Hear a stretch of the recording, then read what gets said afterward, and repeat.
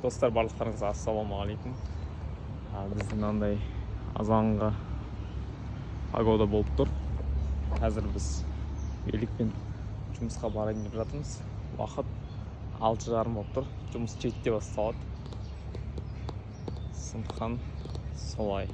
Ал достар, қазір сүт қайнатылып отыр. Қайнап болғаннан кейін Құдай қаласа осыны қосу керек. Негізінде мына порция ол көп болып табылады. Бұл негеше кашаға.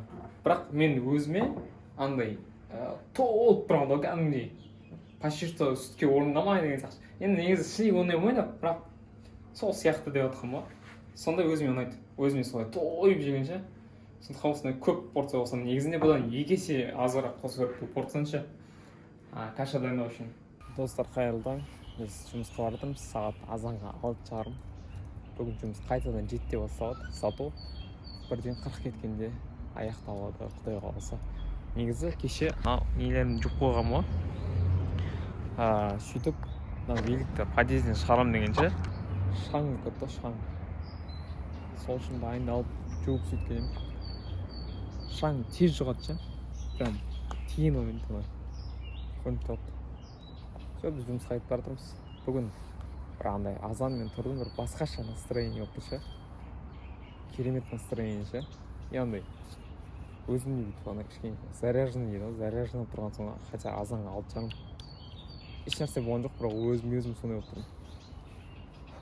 Бірақ кеше түнде ұйықтар кезде негізі мен обычно тамақ жеп ұйықтаймын. Бірақ бұл жолы ойладым да, организмге нагрузка шығарды деп ұйықтар алдым тамақ жеп. Тош ұйықтамайын, сол ұйықтап қалдым. Содан жеңіл тұрғаным ше. Мен достар, мынау Арбат. Пустой Арбат. Алматыға бірінші келген кезде осы Арбатты прям андай қылып көрдім, ойбай десе.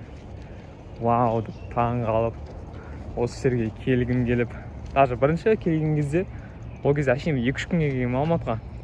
Сол кезде Арбатты көрген кезде ғашық болғам ғой. Не деген еркіндік деп шандай. Бұл жақта кәдімгі адамдар андай болып көрінді маған басында. Басында дегенде бір жыл ойыма солай көрінді, бір андай еркін, бір басқаша андай. Менталитет басқаша деген кәдімгі андай сезіліп тұрады ше. Бір андай басқаша еркіндік бар екен ше. Қазір болса әшейін кәдімгі проходной дворца өте бересің ғой. Кетеді, қарайтын әй нәрсе таппайсың. Бұрын ойбай деп жүрден Алматы да ше. Андай Алматы еді. Қазір болса Алматы деп жүре бересің ғой. Почти что көретін жерін бәрін көріп қойдым ше Алматының, шынымды айтсам. Бүкіл достопримечательность бар ма? Енді ана тау, Көлсай, нелерді оларды көрмеген жоқпын. Бірақ именно қаланың ішіндегі нәрселерін почти что бәрін көріп қойдым. Дегенде ғой. Достар, жұмыстың бір жақсы жері аласың. Білесің, мысалы Алматыда бас жарасың. Өзі таңғалады. Мен алдын анау шоколад с молоком деген шетем негізінде астында тұрға. Бірақ что-то соңғы кезде тісім ауырып жүр ма, сонымен сүт жіберейін азанымен. Чай с молоком болсаң да болады, достар, в общем. Түрлері көп. Дайын болған кезде осылай ала бересің. Достар, қазір осында бигбон и нанға сыр жеу барысындамыз десең. Достар, сағат 10:44 кетті. Мен сағат 10 болмай тұрып, сағат 9:30-да ұйқыдайын қысы болып қайып мен негізіше. Бірақ мен өзім кешке жақын досыммен кездесем деп жазғам. И хабарласқан кезде маған 12-де кездесейік деді түнгі. Сонымен мен еще 10-ға дейін түсіріп алдым. Қазір күтіп жатырмын мен де келгенін.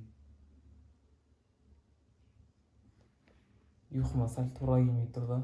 Бірақ амал жоқ дейтін моменттер болады. Сол моменттердің бірі негізі болса. Амал жоқ дегенде мен досыммен кездескім келеді, сөйлескім келеді, жүргім келеді, қыдырғым келеді деген сияқты ғой. Әрине, өзіме де қызық, мысалға. Амал жоқ деп айтқан себебім ол именно түнгі уақытта айтып отырмын. А так в целом досымды әрине көруге әрдайым қуанышты күтіп жүресің деген сияқты. Тем более каждый день кездеспейміз. Соңғы рет WhatsApp-на 2 жыл бұрын жазған екен десең. Достар, барлықтарыңызға қайырлы таң. бүгін мен стоматологқа барайын деп отырмын. Ол негізі неожиданно болған нәрсе, неожиданно болған жағдай. Тісім өте қатты ауырып жатыр. Дәл қазірде ауырып тұр негізі. Кішкене маза бермейше. Стоматологқа жазылайын десем, азанға 9 ашылады. Минимум ше мен 7:30-да жазып отырмын. Сонымен екі стоматологқа бірден ашылған моментте кіріп бармақшымын да. Заранее сондықтан үйден шығып жатырмын. С великпен шығатын боламыз. Анандай сөз бар да. Сенде 1000 уайым болады да. Бірақ ауру келген кезде тек уайымың бір ғана болады деген сияқты. Сондай тема болып тұр негізі менде ше. Түнде өзім 4-3-де ұйықтадым. 7:30-да тұрған соң әдем болып. Тісім ауырып отыр сонымен. 3,5 сағат ұйықтап кетіп бара жатырмын енді. Мейлі енді бұндай да күндер болу керек қой. Негізі былай күнделікті өмірде адам тісі бар екенін де былай особо сезіп байқамайды ғой. Мән бермейсің ондай нәрсеге. Бірақ ауырған кезде кәдімгідей жосқа барады екен да бұл да. Мына жақ әдем көрінеді екен кәдімгідей. Үлкен болып ше. Достар, қазір мен стоматологтан келдім. Кішкене көңіл күйім түскені бар. Себебі негізінде емдету керек еді. Бірақтан да бірінші тест аллергию деген сияқты істеді. Қолыма кішкентай мынандай ең әлемдегі ең кішкентай инені тығам деп айтты. Сөйтіп не алды. Мынау тұр ғой. Енді өзі байқалып тұр қай жаққа. Солай не алды. Аллергияға тексереміз деді. Бірақ менде андай кішкене панический атака болып кетті да. Ол маған еще айтты да. Мақыл енді айтпай қойын, тағы ертең в будущем біреулердің стоматологы. Мақыл бір айтпай қойсам да, іштерінде бір андай сомнение алып кетеді. В общем, ішінде бір адреналин деді ме, бір нәрсе сондай бір нәрсе не алды, салды. Сөйтіп айтып отқан кезде менде уже панический атака басталып кетші. Өз-өзімді былай самовнушение арқылы. Менде негізі ол часто болып тұрды, өте часто, алдамай қойын. Солай бүйтіп көздерінде жап-жасыл былай қап-қараңғы болып кетеді, бұлдырлап ше. Сөйтіп есімнен таналайын деп отқан бір ощущение болды. Сондай нәрсе болды да, сонымен айтты стоматолог бүгін точно емес деді. И причем ол процедураның бәріне мен 15.500 теңге төледім. 15.500 теңге әшейін құр жаңағыдай рентгенге түсіру үшін тісімді. И соның бәрі болған үшін мысалға. Ал лечениенің өзі 100.000 теңге, 163.000 деп. 3 тістің екеуі өйтіп андай плюс-минус там бір жылдан кейін десеңде болады деген сияқты әңгіме. Біреуі енді андай глубокий кариес бояу сондай бір нәрсе. Оны енді емдету керек деді. Соның құр өзін мысалы 99.000 ба сондай бір нәрсе. Парақ бар. Сондайға емдетеді деген. Ойлаңыздар, 163.000 құр 3 тіске. Енді мен негізінде редкий бір қымбат бір нәрсеге түсіп қалдым ба деп өзім ойлап отырмын. Сондай стоматология бір элитныйлар болады. Сондай шығар деп ойлап қалдым өзім. Енді Құдай қаласа планда не болып тұр. Осын енді Құдай қаласа осын істетіп алу керек ше, осы менің что-то нем болып тұр. Уайым деймін ба? Сол сияқты. Көру керек енді. Қалай амалдар табу керек. Арзан стоматолог іздеймін ба, басқа жаққа барамын ба? Басқа қалаға барамын ба дегендей. Достар, осындай керемет көрінісімен біз аяқтаймыз бұл видеомызды. Сол күйі тісім әлі ауырып жатыр. Бұны әлі шешу керек. Себебі бұл ауырғаннан жаңағыдай маза бермейді, температура болып жатыр.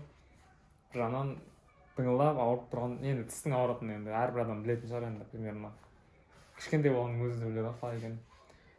Сондықтан сондай. Сол, Құдай қаласа үміттенемін. Келесі видеода уже жаңағыдай емделген күйде или сол видеоның ішінде емделемін ба десең, сол видеода көрсетемін деп ше, имеется в виду. Сол, барлықтарыңызға көргендеріңізге рахмет. Каналға тіркеліп, лайк басуды ұмытып кетпеңіздер. Жақсы, сау болыңыздар. Көріскенше барлықтарыңызға ассалауму алейкум ва рахматуллахи ва баракатух.